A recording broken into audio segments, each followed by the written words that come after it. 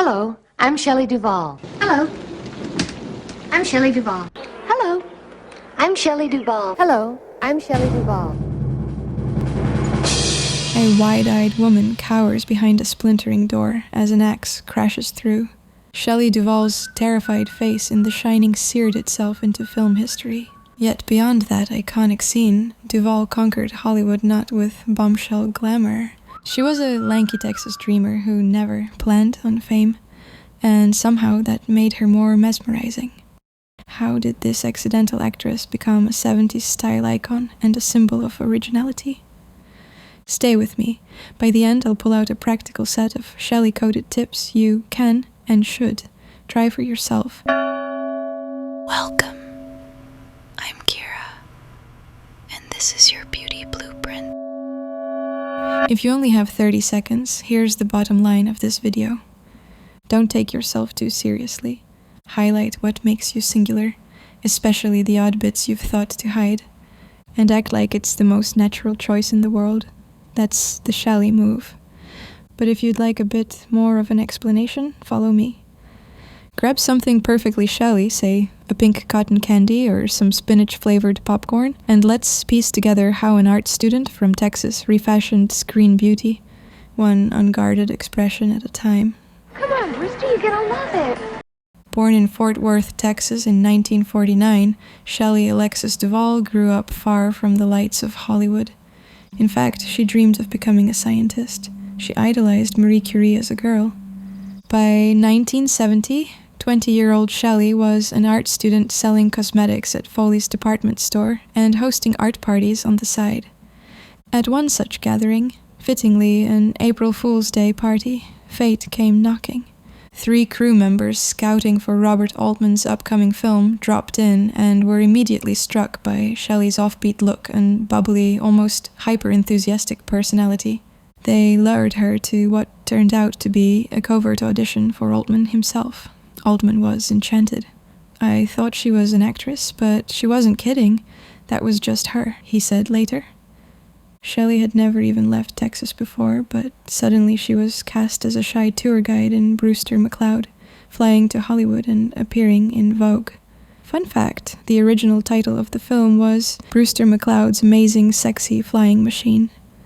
The movie was a quirky, absurdist comedy, perfect for a quirky newcomer, and while it wasn't a box office smash, critics took note of Duvall's strange charm.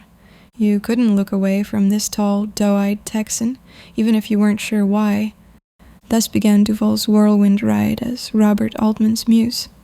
Over the next decade, he cast her in 7 films, each role completely different. "He offers me damn good roles, none of them alike," she told the New York Times. "He has great confidence in me, and he doesn't put any restrictions on me. I love him. The first advice he ever gave me: don't take yourself seriously." That unpretentious approach became her mantra. Under Altman's wing, Duvall bloomed. Director David Carradine remarked on Shelley's allure.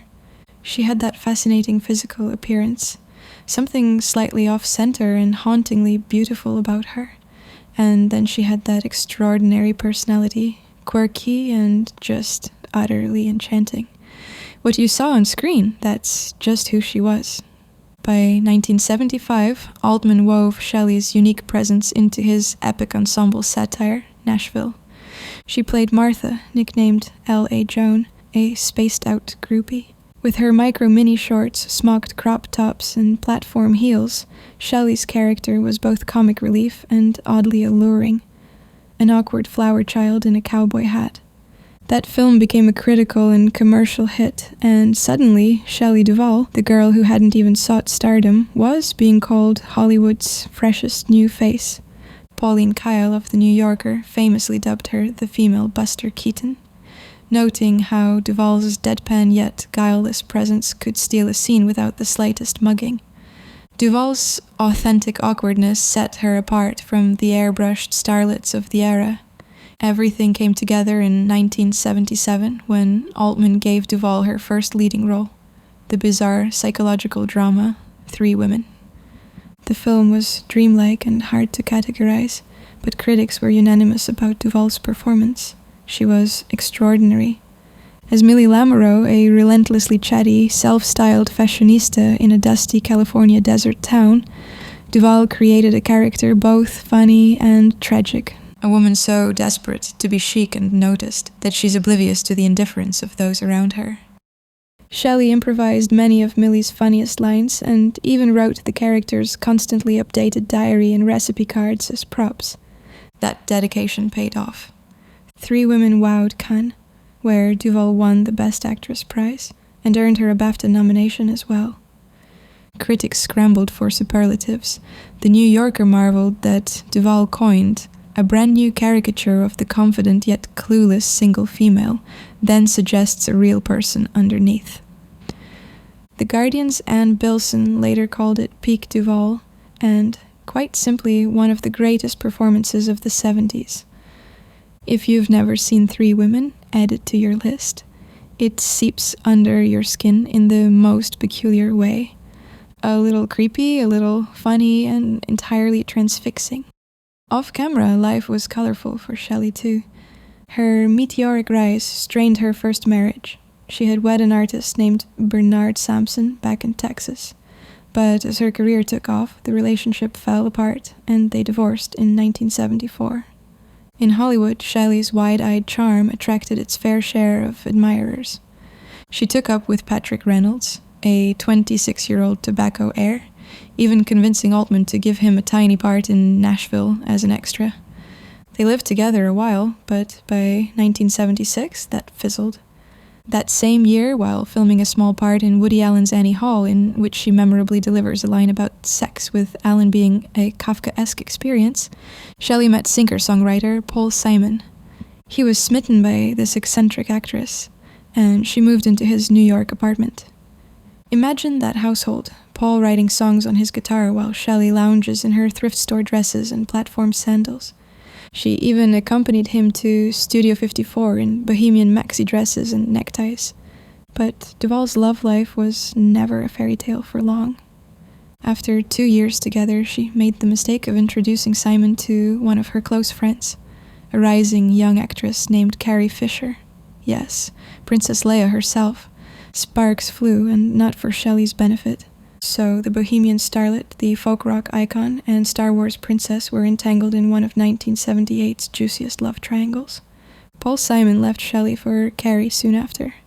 The abrupt betrayal devastated Shelley. It was a very public heartbreak, splashed across gossip columns. By this point, Shelley Duvall had become a darling of auteurs and rock stars alike, but her biggest challenges were still ahead. The very next project would push her to the brink of psychological collapse under a director so demanding, some called it abuse. Stick around, we're getting to the most dramatic turn in her story. In 1979, still bruised from the Paul Simon saga, Duvall threw herself into work and landed the part that would forever define her in pop culture. Stanley Kubrick cast her as Wendy Torrance in his adaptation of Stephen King's horror novel, The Shining, opposite actor Jack Nicholson. It was the role of the terrorized wife and mother trapped in an isolated hotel with her deranged husband, a role that required Duvall to access depths of fear and panic she had never shown on screen before. Kubrick, a notorious perfectionist, believed Duvall's off-kilter vulnerability was exactly what the character needed. He wasn't gentle about getting the performance out of her. Filming The Shining became an endurance nightmare for Shelley. The shoot dragged on for nearly a year as Kubrick demanded dozens upon dozens of takes for her most emotional scenes. One sequence, Wendy swinging a baseball bat at a crazed Jack, infamously took 127 takes to satisfy Kubrick. He would isolate Shelley from the cast and crew, berate her, and keep her on edge to elicit real dread. The toll was real. Her hair began falling out in clumps from the stress. She later revealed that for the last 9 months of production, she cried 12 hours a day, 5 or 6 days a week. In a 1981 interview, her voice still raw, Duvall said making the film was almost unbearable. If you want to get into pain and call it art, go ahead, but not with me. She vowed never to give that much of herself again. When The Shining hit theaters in 1980, reviews were mixed. Some even mocked Duvall's performance as hysterical, not realizing what she had endured to achieve it. She was cruelly nominated for a Razzie Award for Worst Actress, an indignity that was only rescinded decades later with profuse apologies. But over time, critics and audiences came to appreciate that Duvall's raw, nerve-frayed portrayal of Wendy is exactly what gives the film its uncanny power. Her wide, panic-stricken eyes and trembling voice perfectly conveyed a woman trapped in domestic terror. As one writer observed, Wendy's fear feels familiar. The fear of a wife who's experienced her husband at his worst. Indeed, one of horror cinema's most iconic images is Duvall's anguished face in that bathroom doorway, opposite Nicholson's wild-eyed, axe-wielding glare. She is the image, the horror, and the unforgettable. As exhausting as it was, filming The Shining wasn't the only major event in Shelley's life in 1980. Even before production wrapped, Robert Altman had beckoned his muse once more. This time for a project as odd as any, a live-action musical adaptation of the comic strip Popeye. Altman knew there was only one person on Earth born to play Popeye's lanky, lovelorn sweetheart, Olive Oyl, and it was Shelley Duvall. With her gangly limbs, big eyes, and high-pitched voice, Shelley was a living Olive Oyl, so much so that when the film released, critics said her casting was perfect, almost a joke. Duvall didn't need much to inhabit Olive's cartoonish persona. She tied her hair in a tight bun, donned the red blouse and long skirt, and completed the illusion with those gawky, lovable expressions.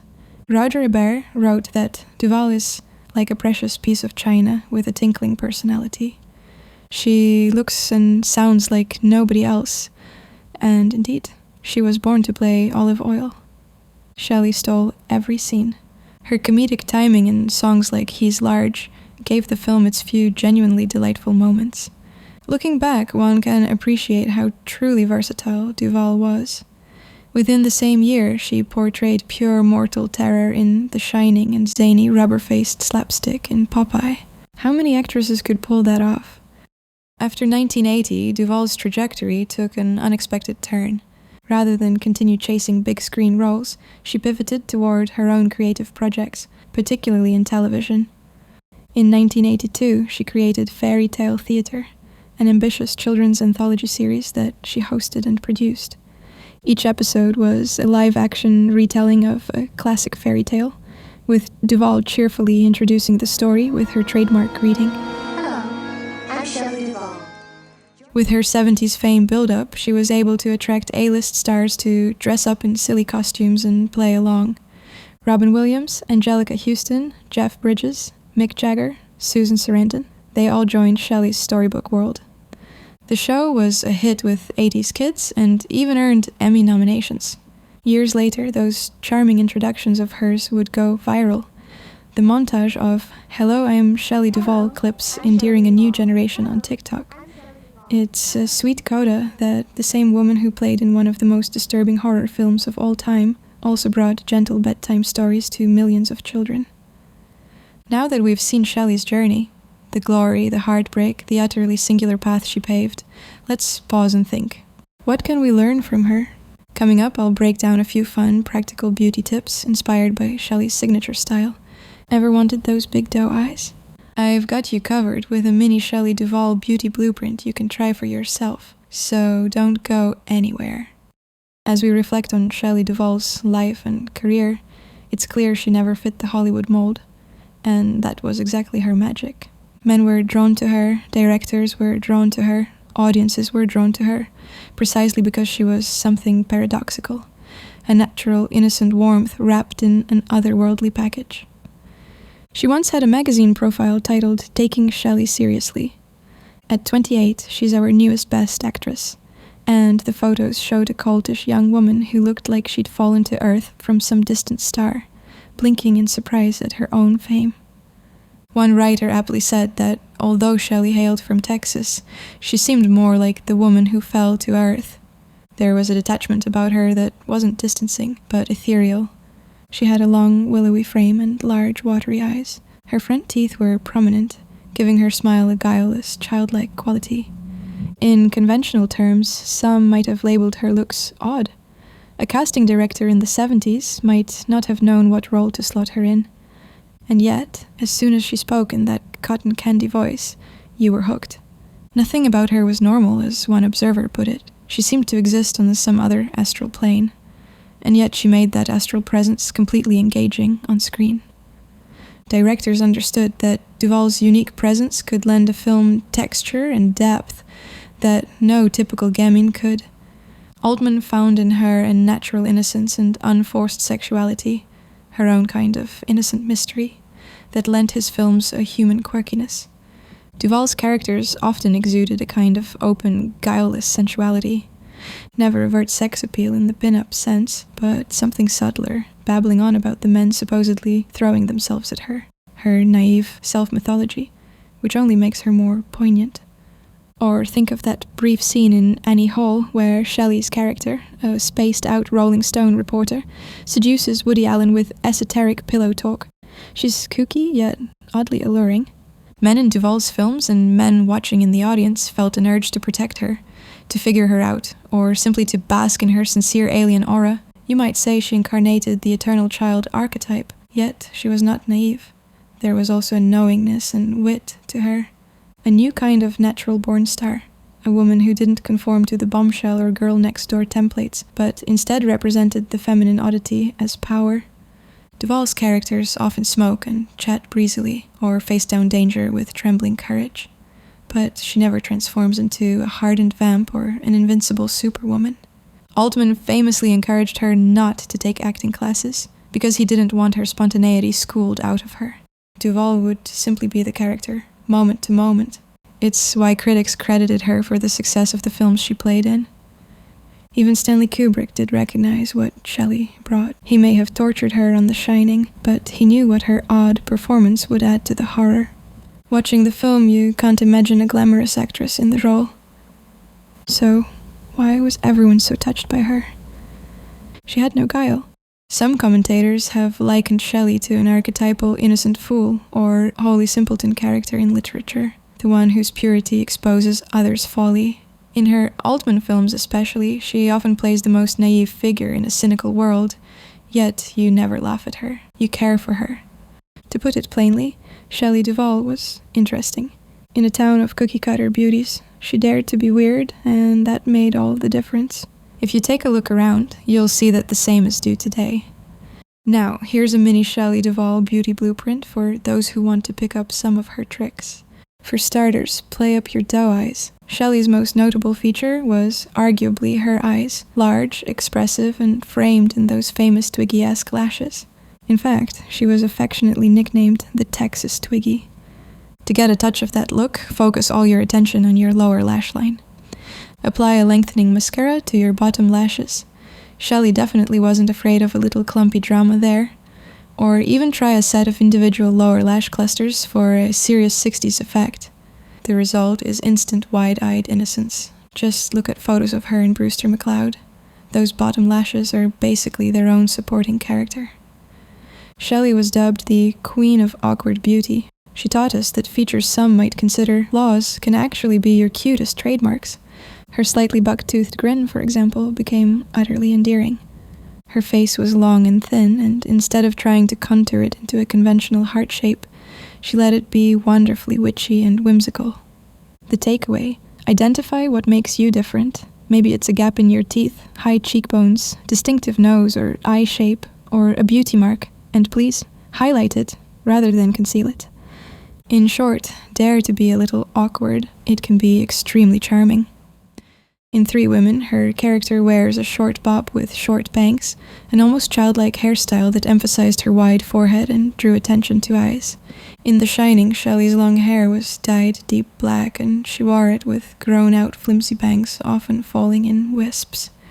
It's a very unglamorous do for a character, yet it became iconic in its own right. If your hair is long, maybe even try a low ponytail or braid with face-framing pieces loose, like Shelley often did off-screen on casual days. And if you're feeling up for it and have the length, pulling your hair into an olive oil-style high bun, maybe with a scarf tied around it, can be a fun homage. Finally, perhaps the most important tip from Shelley's beauty blueprint is confidence and faith in your own character.